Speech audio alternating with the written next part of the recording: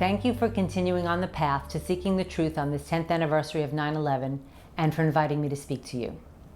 My name is Lori Van Auken. On September 11, 2001, my husband Kenneth went to work at Cantor Fitzgerald in the North Tower of the World Trade Center. Ken was on the 105th floor of Tower 1 when American Airlines Flight 11 hit his building. He left a message that began with "I love you" and went on to let me know that he had felt the building get hit by something. Ken didn't know if he would get out. Essentially, he was calling to say goodbye. I knew that my husband had survived the initial strike, but that's all I knew. While I sat in utter shock from what I was watching on television, I continued to hope for a glimpse of Ken somewhere in the chaos of people running and jumping from buildings. At some point, President Bush was shown sitting in an elementary school class listening to a story about a pet goat. This footage was in a split screen with a video of the World Trade Center that had smoke billowing from a plane-shaped hole. I clearly remember trying to will Mr. Bush to get up and do something, but even after Andrew Card whispered something in his ear, he just continued to sit there.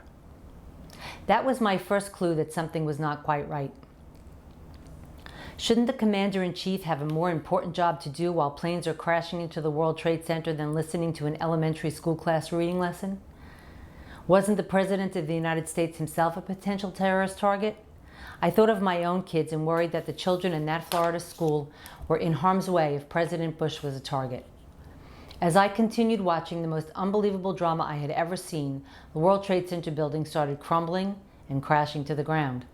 The building that was hit first, my husband's building, remained standing as the South Tower, which was hit second, fell. I thought, how did the South Tower get hit in the top corner of the building without that piece of the building falling away from the rest of the structure as you would expect it to? Suddenly, Ken's building exploded into dust as I watched, and people tried to run away from the gigantic wall of smoke and debris that seemed to follow them down the street. Really? Steel-framed skyscrapers could disintegrate just like that? As the news spread, our friends and family members seemed to appear from nowhere to sit with us while we waited for the news about Ken's whereabouts and condition. That first night, I got almost no sleep and made hundreds of phone calls to New York City and New Jersey hospitals, as well as the Red Cross, hoping to find my husband alive somewhere. We didn't find out how much our lives would change until 2 days later, when Howard Lutnick, the CEO of Cantor Fitzgerald, appeared on TV. That's when we learned that Ken didn't get out, that no one in the building above the impact of the airplane had gotten out alive. The sadness and horror that shrouded my family after September 11th cannot possibly be conveyed to you. Before long, the gnawing questions started overwhelming me. I wasn't eating or sleeping very much, and instead, I found myself hunched over my computer in my basement, reading and researching every 9/11 related article that I could get my hands on. Mindy Kleinberg and I live in the same town, and our husbands work for the same company, but we had never met prior to September 11th, 2001. Right after the tragedy, a mutual friend introduced us. Mindy and I began attending a support group that the families affected by Pan Am 103 Lockerbie had set up for the 9/11 families. There we met Bob Minetti, who had lost a child in the crash of Pan Am 103. At another meeting for 9/11 victims' family members, we became acquainted with Patty Casaza and Kristen Breitweiser. We began emailing each other about questions we had. Soon we would learn that there would be only a congressional investigation and only into the intelligence failures that led to 9/11. But by then we knew that every governmental agency had failed us on September 11th. NORAD, the FAA, the DOJ, etc., in addition to the FBI, CIA, and NSA. We wanted an investigation into all of the actions and failures that had led to the deaths of our loved ones and so many others on that horrible September day. Many people couldn't, or more likely didn't want, to hear the difficult questions regarding 9/11 that were emerging. But Bob Minetti listened and encouraged us to go to Washington, D.C. to ask for a comprehensive investigation. We learned that there was a stalled bill proposing a 9/11 commission and decided to go and see if we could light a fire under the lawmakers to push forward with the legislation for an inquiry. Asking for an investigation into 9/11 became a full-time job. The four of us planned a rally in Washington, D.C. for June 11, 2001, 9 months after 9/11, to garner support for our cause. When seeking meetings in Washington, you are asked for the name of your organization. Thus, the four of us, Mindy Kleinberg, Patty Casaza, Kristen Breitweiser, and I, became the September 11th advocates. Soon, other victims' family members from other states began referring to us as the Jersey Girls. Before long, the press picked it up as well. Gail Sheehy wrote an article about us called 4 9/11 Moms Battle Bush that told our story and brought public attention to our plight. The group of us that would later become the 12 members of the Family Steering Committee for the 9/11 Commission had now loosely formed. And we learned to split up in order to meet with as many senators and congressmen as we could on a given visit to Washington. As the final language for a bill that would give us the 9/11 Commission was almost agreed upon, we began to notice a lot of foot dragging. Vice President Dick Cheney had clearly been against having an inquiry from the start and was working behind the scenes to keep things from moving forward. Cheney was often seen on TV with some scary reason for why we couldn't have an investigation into 9/11. One time, while we were all together in Representative Porter Goss's office, Goss got a phone call from Cheney telling him to keep negotiating with us. Goss looked flustered by that phone call, and we were beginning to learn how Washington worked. We finally got fed up with the intense runaround that we were getting, with everyone blaming everyone else for the delay. We couldn't take it anymore and asked Senator Lieberman, Democrat of Connecticut, to organize a meeting with all of the involved parties in one room. And to our surprise, he obliged.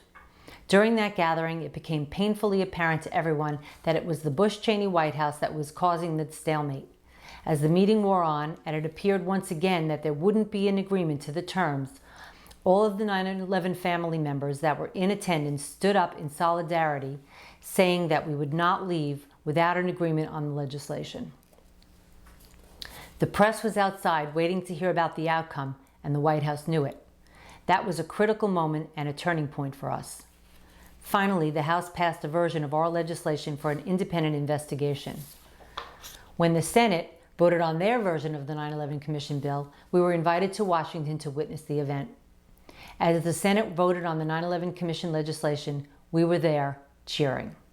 Then we learned about conference committees, where the two houses of Congress would mesh the versions of the legislation that each had voted on. We wanted 2 years for the investigation, but got only 18 months. Initially, only $3 million was allotted, compared with $50 million allotted to investigating the Challenger explosion. We wanted subpoena power for each commissioner, but with pressure from the Bush-Cheney White House, there was an agreement made that would allow subpoena power only if the chair and vice chair, or at least 6 commissioners, voted for it.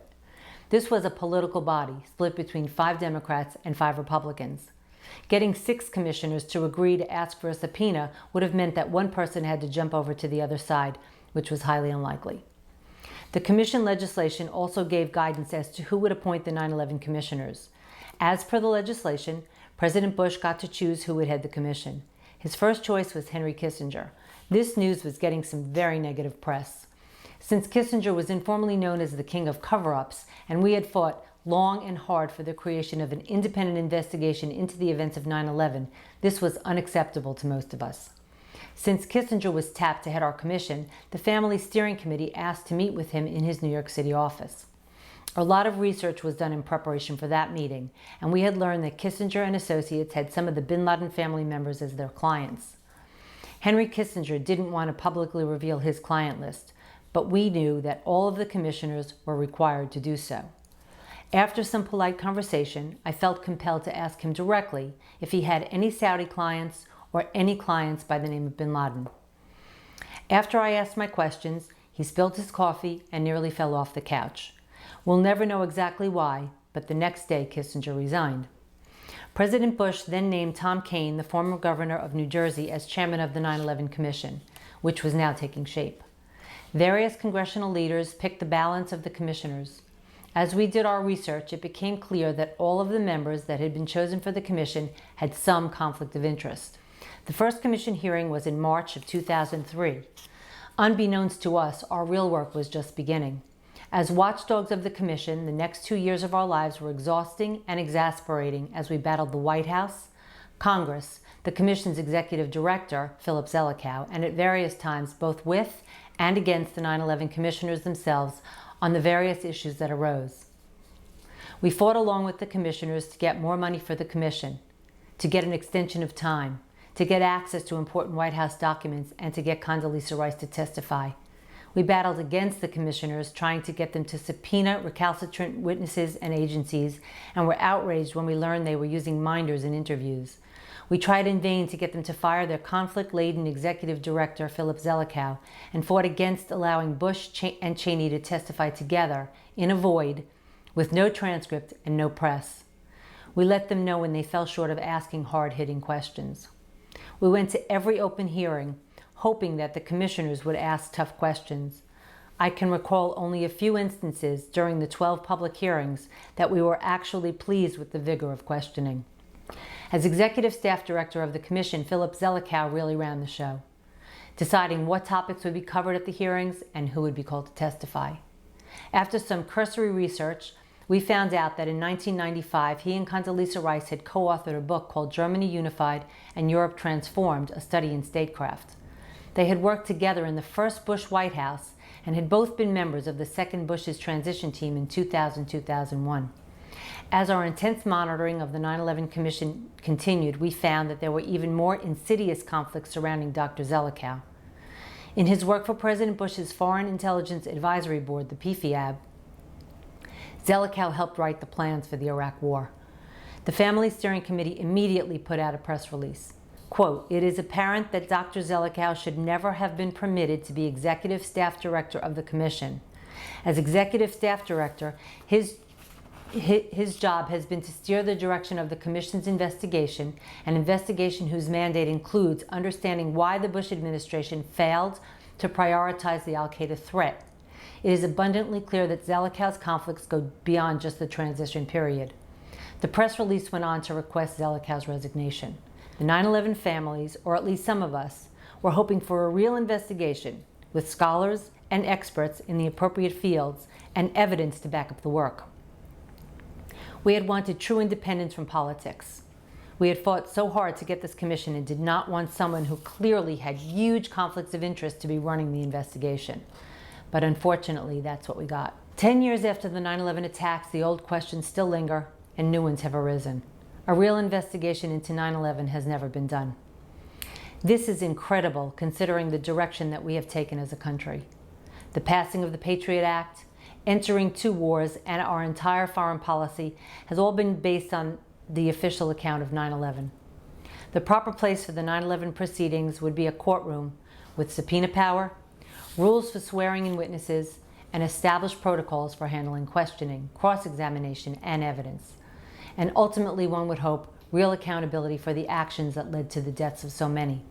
I want to thank you all for taking the time to gather together on this 10th anniversary in order to explore the issues and continue asking the questions that have never been answered regarding the events of September 11, 2001.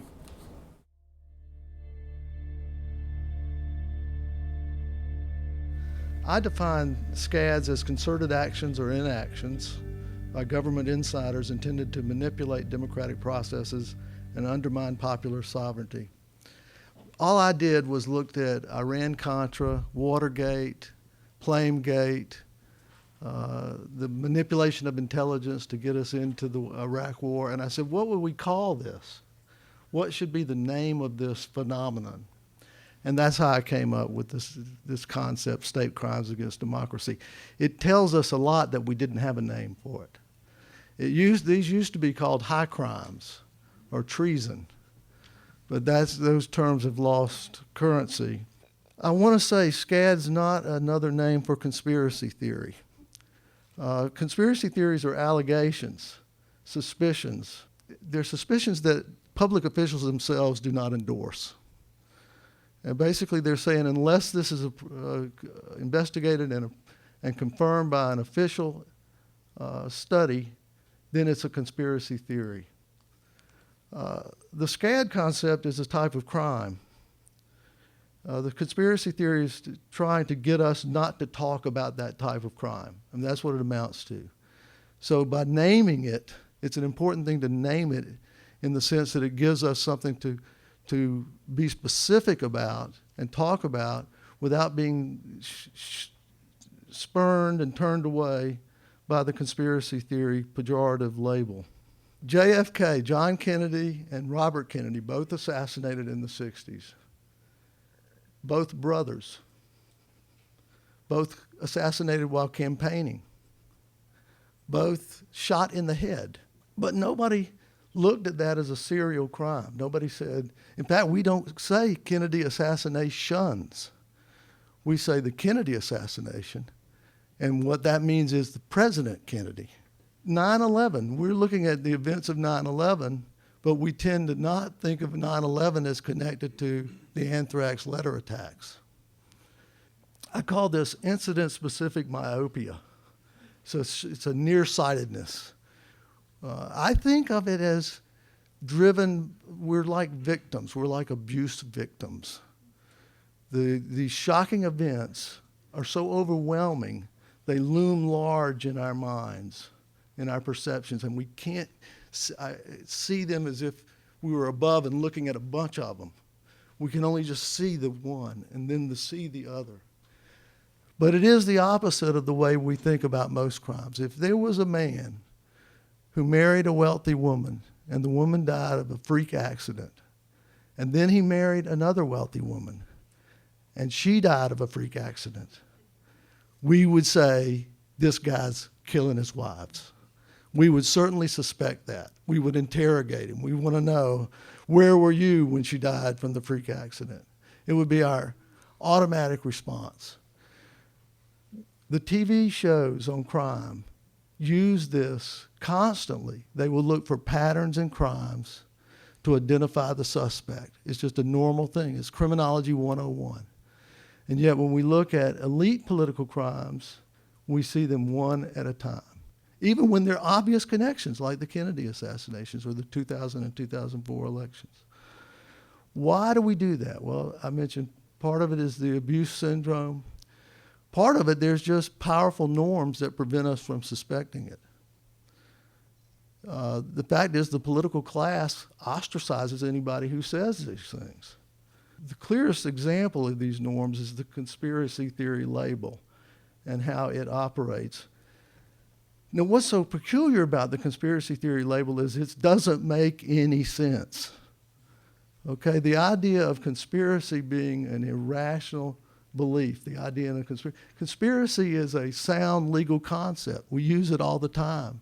We prosecute gangsters in the United States for conspiring. Conspiracies happen. We know that. Iran-Contra, Watergate. So how can you have a concept that dismisses all conspiracies as improbable or impossible? It also doesn't make any sense. It's an unsubstantiated theory of its own. When people dismiss conspiracy theories, what they're doing is embracing a coincidence theory.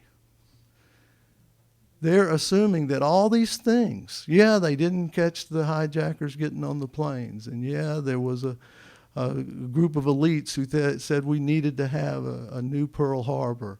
And yeah, there were all these war games going on at the time. And yeah, the buildings fell. All coincidental. All coincidences. So what's going on is you have an unsubstantiated theory that's being smuggled in with this pejorative term. And finally, it's based on a false premise, this idea that someone would talk. Hey, Americans know you can keep secrets. We kept the Manhattan Project secret. That had 100,000 people working on it. They built 3 cities from scratch. One was the 5th largest city in Tennessee. This word never got out. Get this, when Truman became president, he was not told about the Manhattan Project until he had been in office for over a week. So we can keep secrets. We kept secret our decoding of the Japanese and German secret codes. That was kept secret all through the war. The idea that you can't keep secrets among large groups of people is just mistaken.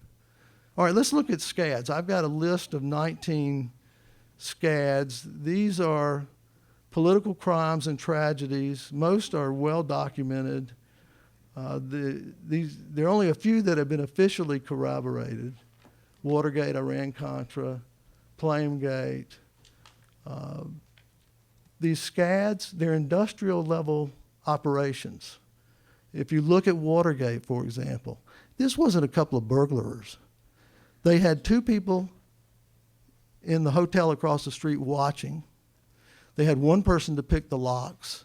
They had 1 person to photograph the documents. They had 1 person to wiretap the phones. They had a whole crew of people. And it was a highly organized operation. So the difficulty in convicting people on this is often they don't know what their role is. They know what they did, but they don't know where it fits in the larger scheme of things. If you look at these skills and tactics, they're skills and tactics of military and intelligence professionals. And actually, some other work I've done, if you look at the development of them, you'll see that they tend to correspond with what we're doing in the international sphere. So we have a series of assassinations in the 60s. Well, at the same time, we were assassinating leaders internationally. So my suspicion is that these tactics tend to migrate back in to our domestic affairs.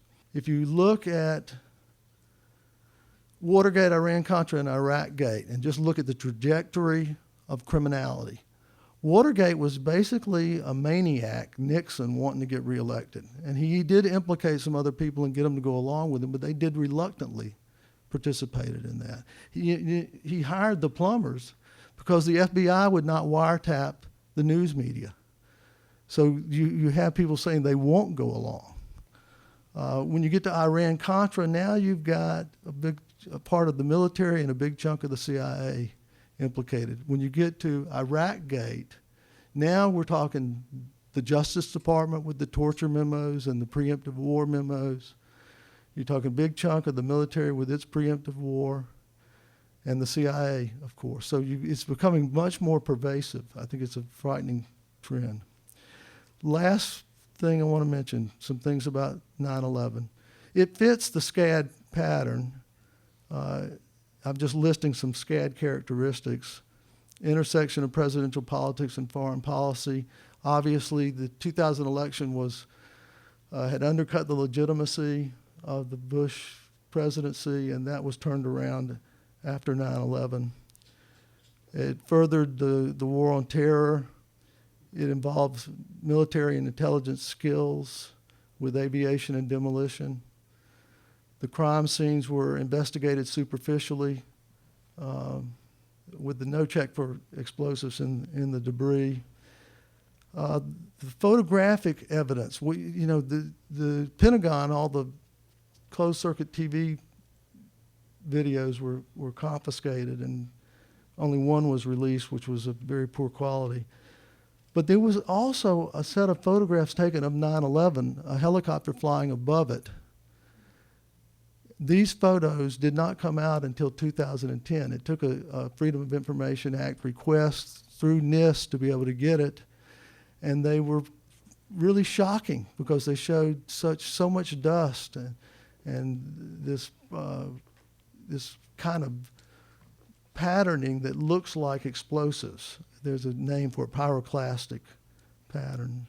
There's something peculiar about this label, 9/11. Now, this would have been a top priority for people.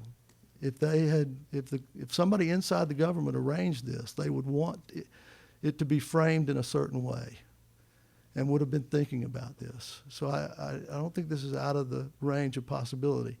If it's a planted meme, it may have the characteristics of the conspiracy theory meme, which was empty. It's vague, but it's emotionally charged. It's a conveyance of emotion, and it's foreign to the culture. If we look at 9/11, it's emotionally charged. It's connected to the emergency phone number 911. I mean, that itself is very suspicious. And I think that that's the connection that if this was designed, was intended to do, and that it may have been timed to be on that date to have that connection. 9/11 deviates from our naming conventions. We don't name holidays and events, frightening events, by the date. The only date I can think of that we have in America for a special date is July the 4th. But even that is Independence Day. Normally, we would name where the event happened, so Pearl Harbor, 3 Mile Island, or how it was done. So the anthrax letter attacks, for example, if we use that way of naming, we would call 9/11 the hijacked airplane attacks. The problem with using 9/11 is it elevates the historical significance of the event. There's before 9/11 and there's after. And it immediately conveys this way of thinking. These are the kind of sciences I think we should try to expand. I've given you examples of them.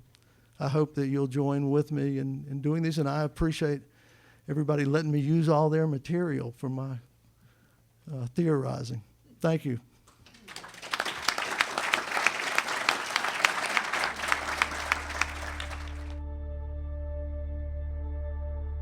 In this presentation, I will speak of anomalies in the 9/11 Commission report.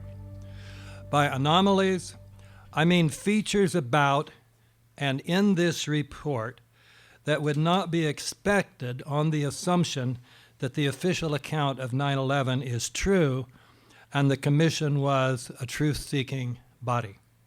After the 9/11 attacks, one might have expected the U.S. Senate to have had an investigation or hearings analogous to the Senate's Watergate hearings to determine who was responsible for the attacks.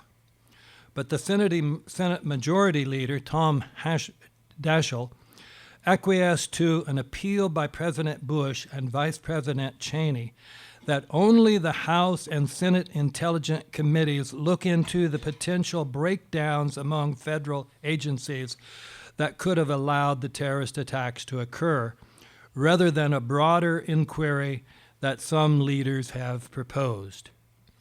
Bush and Cheney made this request, they said, because a broader inquiry would take sources and personnel away from the war on terror. So the resulting joint inquiry, authorized in February 2002, did not inquire as to who was responsible for the attacks, but simply presupposed the truth of the claims made by the Bush-Cheney administration. There were continuing signs that the Bush administration did not want the truth about 9/11 to be discussed. I will cite 5 pieces of evidence. First, Bush appointed Henry Kissinger to head the 9/11 Commission, leading the New York Times to ask whether this was not a clever maneuver by the White House to contain an investigation it long opposed. When Kissinger had to resign because he refused to name his clients, Bush appointed former New Jersey Governor Thomas Kean, who had no experience with Washington and national issues, and Representative Lee Hamilton, who had previously served as a Democrat covering up a Republican crime, and who had become friends with Cheney. The Bush White House also managed to get Philip Zelikow, a close friend of Condoleezza Rice, appointed as the executive director. 3, Bush promised only $3 million for the commission, whereas Ken Starr's investigation of President Clinton's affair with Monica Lewinsky had cost almost $30 million. In March of 2003, the commission asked for an additional $11 million, but the Bush administration turned the request down. Eventually, the commission was given $15 million. 5, having declared that the commission must finish its work by May 2004, the Bush administration delayed authority clearances for some of the commissioners. Commissioner Max Cleland said the White House wants to run out the clock here, with the result that the commission would not begin work until the middle of 2003, leaving it with less than a year to finish its work. The Bush administration later did allow for a few more months. In their preface to the 9/11 Commission report, Kean and Hamilton said that the commission sought to provide the fullest possible account of the events surrounding 9/11. In truth, the report provided was a fairly complete report of all the events surrounding 9/11 that could be used to support the official account of the 9/11 attacks. Evidence that some of the alleged hijackers, including Walid al-Shiri, said to have been on American Flight 11, which supposedly struck the World Trade Center's North Tower, were still alive after 9/11. The Associated Press reported that al-Shiri spoke on September 22nd to the U.S. Embassy in Morocco, explaining that he lived in Casablanca, working as a pilot for Royal Air Morocco. Defenders of the official account would later claim that this was a case of mistaken identity. But a 2001 BBC article entitled "Hijacked Suspect Alive in Morocco" made clear that the man of that name identified by the FBI as one of the hijackers was still alive. His photograph was released by the FBI and has been shown in newspapers and on television around the world. That same Mr. al-Shiri has turned up in Morocco, proving clearly that he was not a member of the suicide attack.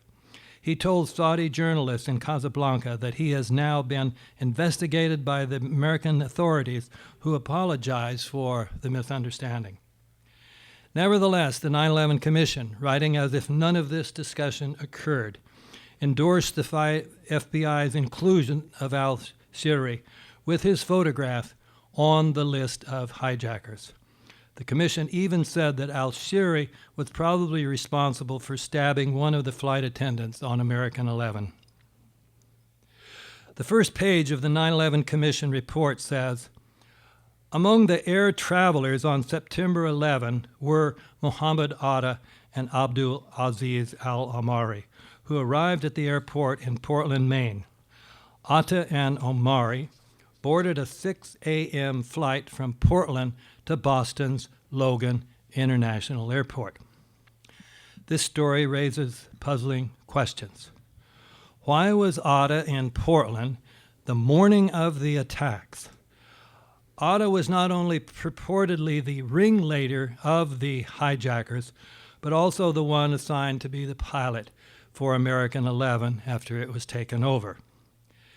If the commuter flight had been delayed for an hour, as my flight was yesterday, he would have been too late to make the connection to American 11, just as I missed my connection yesterday. Why would he have taken such a risk? Both the 9/11 Commission and the FBI admitted that they had no answer to this question. According to the official story, in any case, Atta was already in Boston on September 11th, but then took a rental car, a Nissan Altima, to South Portland, stayed overnight at the Comfort Inn, and then got to the jetport in time to catch the 6 a.m. flight to Boston. Although Atta caught the American 11 flight, his luggage did not make it. And after the attack on the North Tower, his luggage at the Boston airport was opened, which contained much evidence, including Atta's will, that seemed to prove that the attacks had been carried out by Al-Qaeda, at least if one did not ask why Atta would have taken his will on a plane that he planned to crash into the World Trade Center.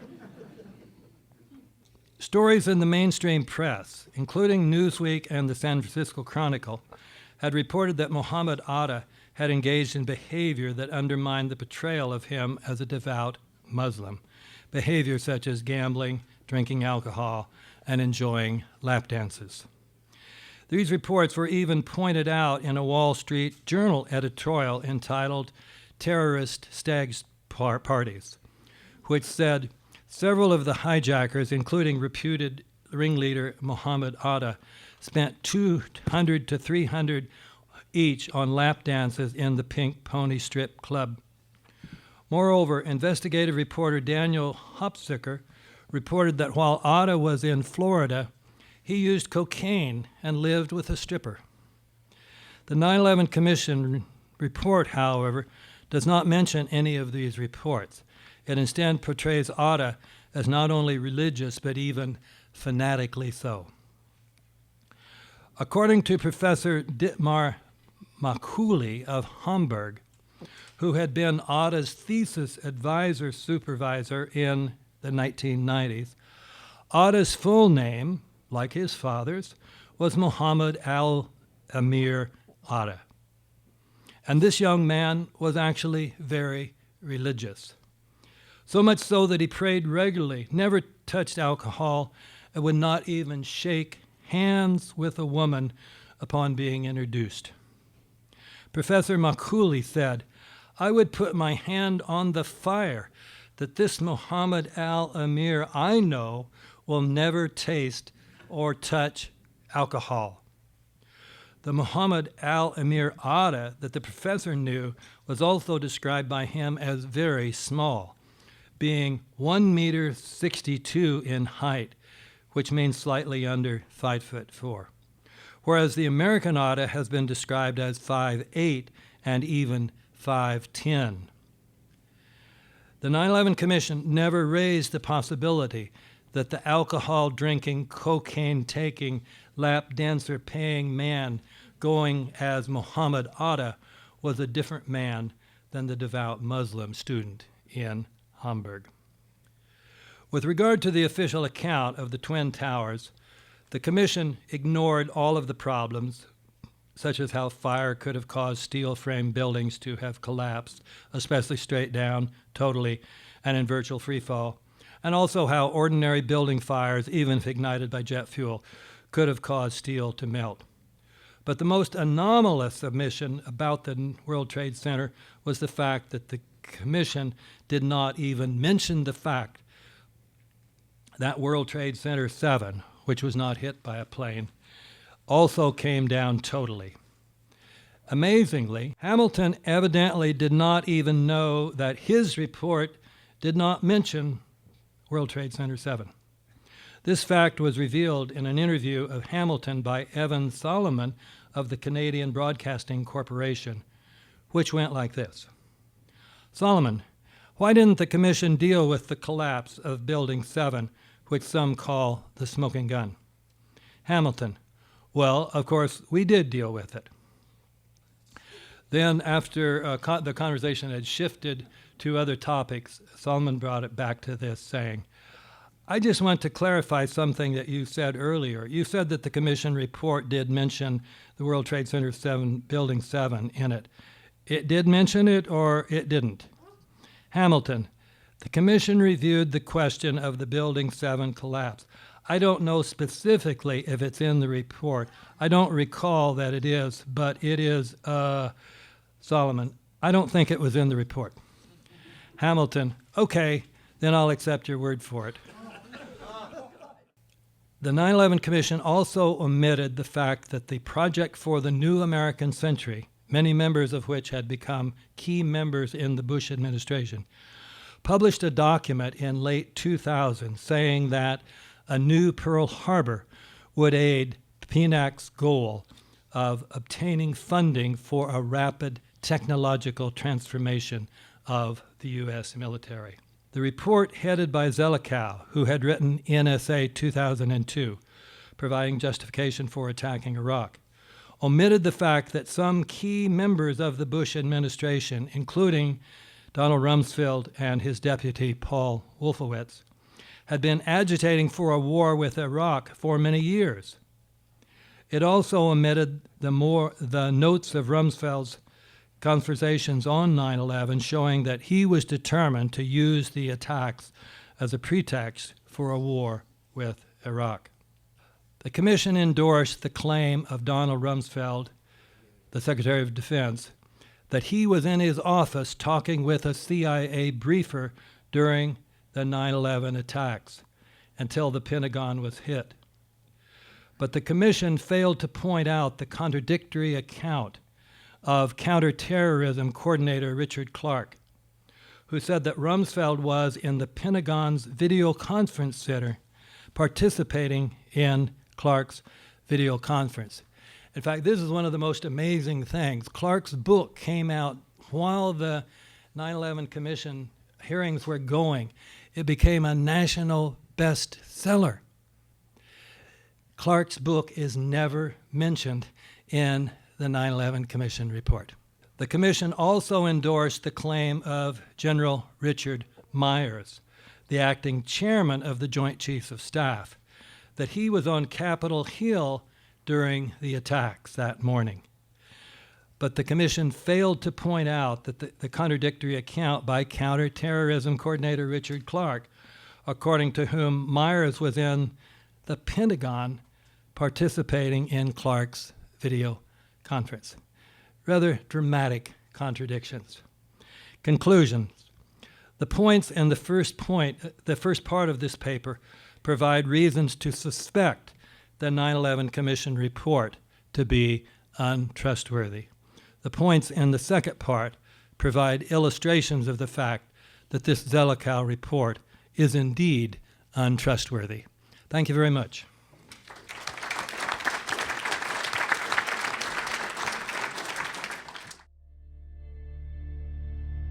Today I will discuss evidence related to the official investigations conducted by the National Institute of Standards and Technology, or NIST, whose reports comprise the final official explanation for what happened at the World Trade Center on September 11, 2001.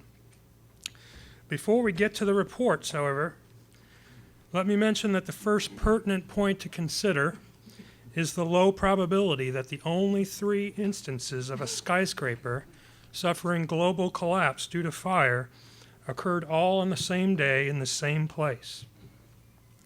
There have been many raging building fires, much worse than existed in any of the World Trade Center buildings, but no global collapse has ever resulted from those fires. The U.S. government has told us that it was the fire that destroyed all 3 buildings at the World Trade Center. We can see from these photos that the towers appeared to have exploded, starting at the top and then going all the way down. Also, high-velocity bursts of debris shot out from 10 to 30 floors below the collapsed front. At the top of each tower, the debris appeared to shoot upward and outward as much of the solid structure turned to dust. This is counterintuitive to the idea that the building was being crushed downward. Some large steel column assemblies were shot outward for hundreds of feet. Many of us have asked ourselves, is this what it looks like when a building is softened or weakened from fire? NIST made the point that in no instance did they report that steel in the World Trade Center towers melted due to the fires. The melting point of steel is about 1,500 degrees Celsius. Normal building fires and hydrocarbon fires generate temperatures much lower than that. NIST reported maximum upper layer air temperatures, that's air temperatures, of only about 1,000 degrees Celsius. In other words, diffuse hydrocarbon fires such as these cannot produce temperatures high enough to melt steel. Unfortunately, many prominent media and political figures have suggested that very thing and continue to do so. The fire resistance of tall buildings like those at the World Trade Center is ensured through testing of samples prior to construction. My former employer, Underwriters Laboratories, tested and certified the fireproofing used in the World Trade Center towers, as seen in this quote from the company that manufactured the fireproofing. UL tested the steel components used in the World Trade Center towers to meet the 1968 New York City Fire Code. That meant that the column assemblies had to withstand 3 hours of intense fire, and the floor assemblies had to withstand 2 hours of intense fire in a test furnace. And of course, the biggest problem with this is that one of the towers failed in 56 minutes. Here's the fellow that told me about this testing, Loring Knobloch, who was the CEO when I worked there. He later wrote to me and a few others saying, "We tested the steel with all the required fireproofing on it, and it did beautifully. As we do not do follow-up service on this kind of product, we can give only an opinion on the test sample, which was indeed properly coded, and we tested the code requirements, and the steel clearly met those requirements and exceeded them." And as I said, UL later participated in the NIST World Trade Center investigation, which was a clear conflict of interest. A question NIST tried to answer was, how could the World Trade Center towers collapse in only 11 seconds and 9 seconds, speeds that approximate that of a ball dropped from a similar height in a vacuum? And we independent investigators agree that the buildings came down essentially in free fall, and this is an important starting point. This violates two fundamental laws of physics, one being the law of conservation of momentum, and another being the law of conservation of energy. The first law means that hundreds of thousands of tons of material in the cold lower section should have slowed the upper part of the building simply due to the mass of the lower section. The second law requires that deformation of the lower section would consume energy, slowing the fall even more. Another point of agreement among all parties is that the theory that was claimed to be the most probable root cause for many years, called the pancake theory, in which the floors pancake down upon each other, is no longer supported by NIST. It's really no longer supported by anyone. And since 2004, when my former company did test models of the floor assemblies, the pancake theory has no longer been viable. The NIST World Trade Center report is over 10,000 pages. It was originally published only for the towers in 2005, and like previous reports on the subject, it was focused only on the fire-induced collapse hypothesis. NIST made no real effort to examine the explosive demolition hypothesis. NIST's stated goals were to explain why and how World Trade Center buildings 1 and 2 collapsed after the initial impact of the aircraft, and why and how World Trade Center Building 7 collapsed. The scientific tests that NIST performed to reach its conclusions included tests to determine gas temperatures, tests to determine steel temperatures, tests to determine the possibility of floor failure, tests to determine the possibility of fireproofing loss. Unfortunately for NIST, none of the tests it performed supported its conclusions, as we will see. NIST therefore based its entire explanation on computer models. A summary of what NIST found was as follows. The aircraft severed columns, loads were redistributed, fireproofing was widely dislodged, high temperatures weakened columns and floors, floors began to sag, sagging floors pulled exterior columns inward, causing them to buckle. Instability spread around the entire building, and then they simply said global collapse ensued. We'll examine each of these steps. The first step in this sequence was that columns were severed. Again, it's agreed that the core columns were massive and over-designed, and the perimeter columns were made of super strong steel. But NIST now admits that 14 to 15% of the columns were severed in the World Trade Center towers. This is compared to original design claims published in the Engineering News Record when the buildings were first announced. They said that one could cut away all the first-story columns on one side of the building and partway from the corners of the perpendicular sides, and the building could still withstand design live loads and a 100-mile-per-hour wind from any direction. What that means, in essence, is that the towers could lose 25% of their columns, and they'd only lost 14 to 15%. The second step in this sequence was that the gravitational load was redistributed among the remaining columns. NIST said that loads on some columns were decreased, and on other columns they were increased up to 25%. Again, original design claims said that live loads on these perimeter columns can be increased more than 2,000% before failure occurs. The third very critical step in this sequence was that fireproofing was, quote, widely dislodged. NIST said the towers would not have collapsed under the combined effects of aircraft impact and the subsequent multi-floor fires if the insulation had not been widely dislodged or had been only minimally dislodged by airliner impact. As said before, the steel structure was covered with a spray-applied fireproofing material. There were requirements for the fireproofing to have a certain bond strength, and those requirements were met. In the center and right photo below, you can see how the fireproofing was applied to the columns and underneath the floor assemblies. The test that NIST performed to establish the critical fireproofing loss involved a total of 15 rounds from a shotgun at steel plates and bars. Here you can see photos from the NIST report of the results of these tests. But NIST did not explain how a Boeing 757 airliner could be converted into many thousands of shotgun blasts, which would need to be pointed in all directions to shear off the fireproofing.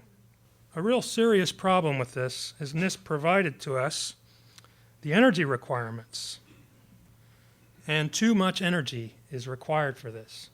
Previous calculations by engineers at MIT had shown that all the kinetic energy available from the aircraft impact was consumed in breaking the columns, crushing the floors, destroying the aircraft. And NIST had tests that showed that 1 megajoule was required for every square meter of surface to shear off the fireproofing via this shotgun blast effect. That's more than 6,000 square meters of column, floor deck, and floor joist surface, according to the NIST report. That would be several times more than the entire kinetic energy available from the aircraft impact. The plane hit the building, fires rose up. NIST says the fires died down. Explosions do that, they consume the oxygen. And then over time, the fires rose up again and began migrating around the core of the building. It took a whole hour for that to happen, leaving 45 minutes of fire time at the south wall. Now, NIST claimed that the south wall then bowed inward from the fires there, but we might ask why the east and west walls, which had seen as much fire time, why they didn't show any bowing. My former company, UL, participated in the NIST investigation by conducting tests on models of World Trade Center floor assemblies to examine the floor response to fire. The result was that only very slight sagging occurred in the tests and no collapse. After 45 minutes, in a high-temperature furnace, all 4 test models sagged only about 3 inches in the middle, and the major joist parts did not sag at all. NIST's computer model turned this into 42 inches of sagging, with the joist bending down severely. Here's a photo of one of those floor assemblies after the standard method ASTM E119 was performed. During this test, it was held in a furnace at a temperature over 1,000 degrees Celsius for a period of 2 hours. You can see the slight effect. The midsections of the assembly sagged a few inches, but the frame was not damaged and the floor held its load without failure. The weight loaded was twice as great as what was known to have existed in the World Trade Center. These experiments were performed on 4 separate floor models, all of which had less fireproofing than was known to have existed in the World Trade Center on September 11th. If the sagging had been severe, as in the computer model, what would have to happen to make the sagging floors create these dramatic pull-in forces, as NIST requires? Sagging floors, for one thing, do not weigh any more than unsagged floors. But to defeat the original design claims, over 30 columns would have to be pulled in, and the floors were known to form this intense staggered grid with the columns, the way it was constructed. And the force required to pull a perimeter column inward within that grid and overcome that was far greater than what a sagging floor assembly could provide. Even within NIST computer models, the sagging and pulling effects that NIST explanation depends on were not seen. Not even for the most severe cases examined. Here are several quotes from the NIST report that make that fact clear. Sagging of floors in such a wide range over fire floors was not predicted by full floor model analysis. Locations and magnitudes of pull-in forces were not accurately simulated. Pull-in forces were applied in some locations where the full floor analyses did not predict the development of such behavior. NIST was simply not able to demonstrate this critical pull-in effect. Physical tests were not done, although that would have been decisive. The computer models did not indicate these forces either. And as a result, NIST made some fraudulent changes to the scenario. All the fireproofing was stripped off a large section of the computer modeled building, and exaggerated temperatures were applied for twice as long as NIST had said occurred in the failure zones. That is, they applied exaggerated temperatures for 90 minutes instead of 45 minutes. But even then, the pull-in forces were not created in the computer. So NIST did something completely paradoxical. It disconnected the floors before applying an imaginary pull-in force. This is the opposite of science. This is not anywhere near science. No physical test done. The computer models did not give them the answer they want, so they do something completely fraudulent, which is exactly what they did. The final step of NIST's sequence for the towers was that instability caused by the perimeter columns pulling inward spread around the entire perimeter of the building. This would be necessary to explain the perfectly uniform fall. Again, no tests of any kind were performed to confirm this instability spread. And for several reasons, it does not appear to be realistic. The buildings fell at near free fall acceleration, so the instability would have to fit within that time frame. If we give it only half a second of the time, then this instability spread is moving at nearly twice the speed of sound. That's not realistic. It's not shown in the photos. So finally, for the towers, the NIST report is false because NIST did not explain why and how the buildings collapsed, and the investigation was deceptive and unscientific. NIST reported findings that were in direct contradiction to the physical testing performed. This is what I was fired from my job for stating. NIST omitted or distorted many important facts. Now I would like to examine the NIST report for World Trade Center Building 7. The third building that collapsed on 9/11. This building was 47 stories tall, was not hit by a plane, and yet at 5:20 in the afternoon on 9/11, it fell vertically and symmetrically in 6.5 seconds. After 7 years of waiting, NIST finally put out its official report on Building 7 in 2008. No one could have predicted the sequence of events that NIST says led to this building falling. It says that normal office fires caused fully fireproof steel beams to fail in one area of the building, and that's what led to this entire structure falling as it did into a neat rubble pile.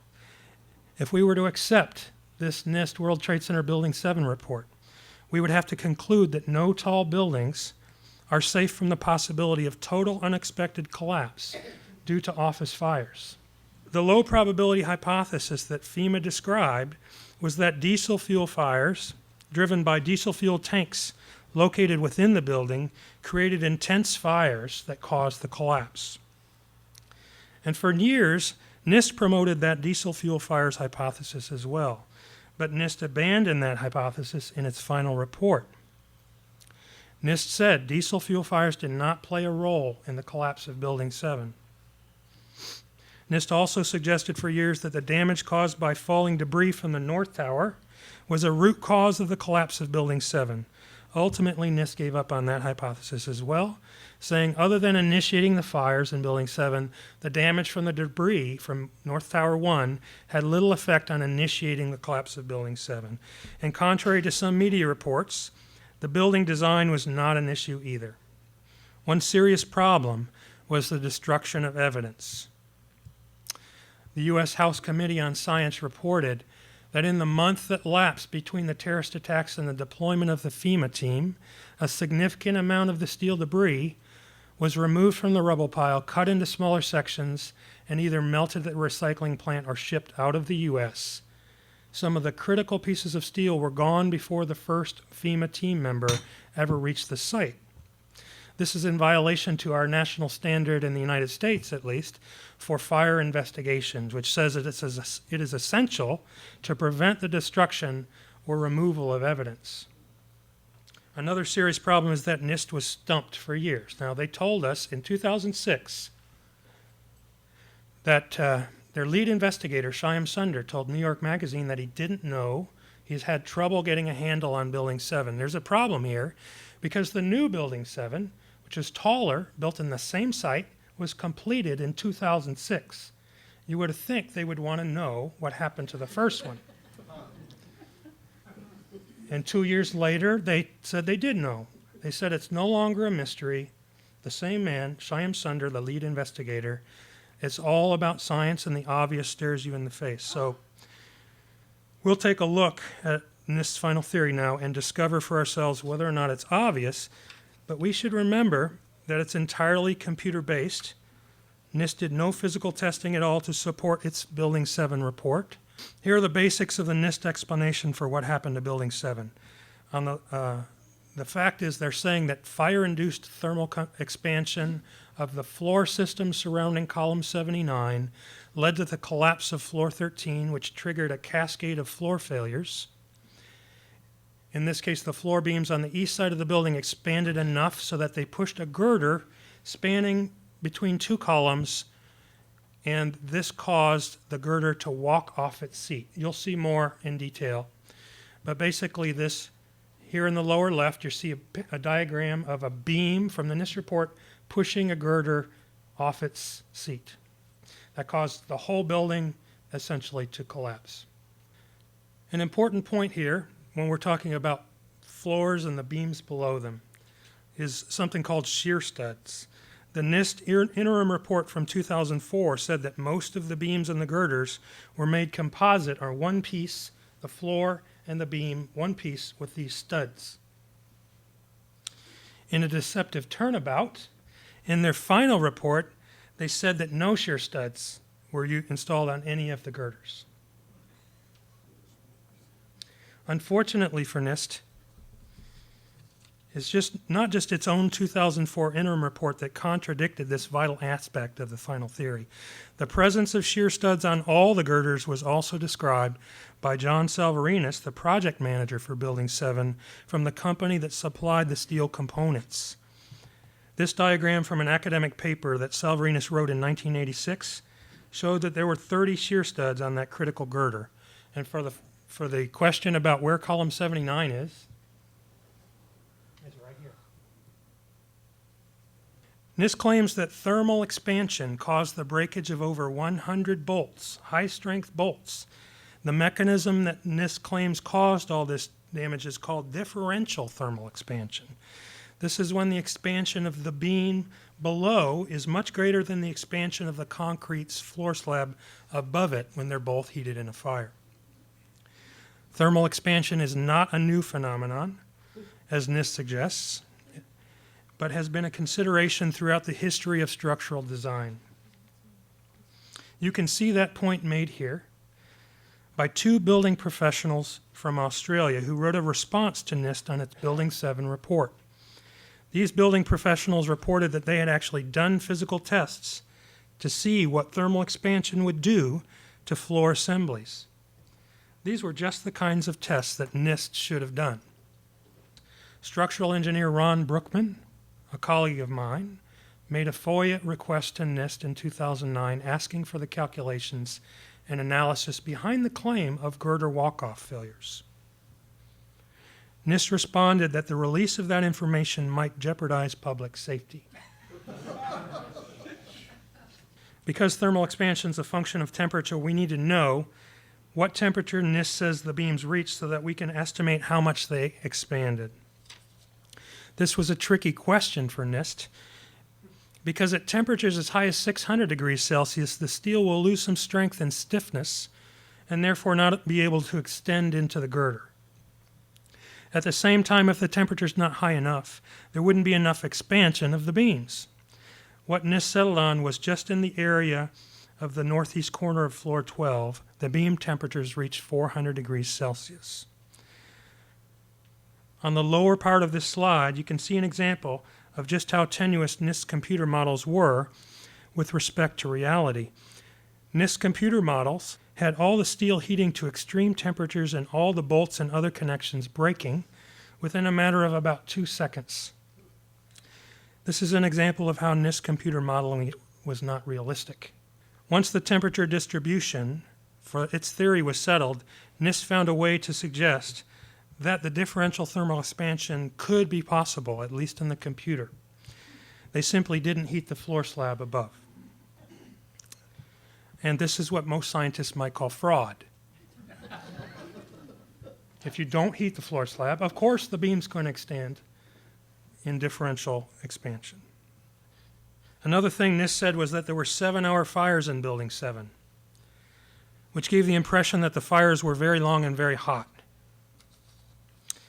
But early photographs did not show fires on floors 11 through 13, where NIST says the first failures occurred, until after 2 p.m. And the building fell less than 3.5 hours later. So there could not have been 7-hour fires in those areas. Underwriters Laboratories provided the fire resistance information for Building 7 as well. There were requirements for fire resistance of the columns and floor steel in Building 7, just as there is for any skyscraper. The requirements were that these steel components had to withstand 2 to 3 hours of intense fire in standard tests. Another problem that NIST did not explain is that the fires on floor 12 were completely burned out at least 30 minutes before the building fell, and it's well known that steel cools quickly after a source of heat is removed. At approximately 4 o'clock, NIST computer simulation shows raging fires across the north side windows of floor 12. The photo from the same time shows no fires in that area at all. There are significant problems with NIST's description of the collapse dynamics as well. One problem is that the computer model output does not match what we see in videos. As you can see here, NIST computer model suggests the building crumpled from the sides before falling. Another problem is that NIST has admitted that Building 7 fell at free fall acceleration for a period of time, and that simply cannot occur without the structure below being removed by some unexplained forces. So finally, I would just say again that NIST produced World Trade Center reports that are false. They did not explain why and how the buildings collapsed, and the investigations were deceptive and unscientific. NIST reported findings that were in direct contradiction to the physical testing performed. NIST omitted or distorted many important facts. They will not share the results with the public, and therefore, an important point here, these results cannot be independently verified as required in science. And NIST's explanations have not been taken seriously by the building construction community. So thank you.